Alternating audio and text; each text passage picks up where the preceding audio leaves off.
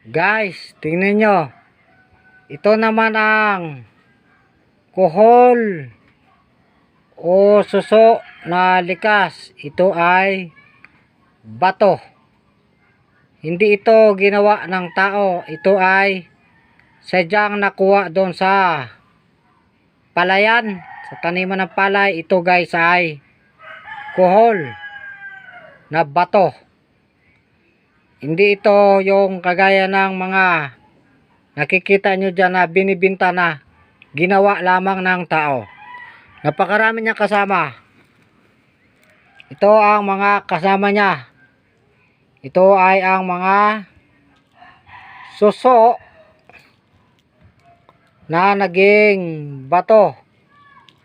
Tingnan nyo mga guys.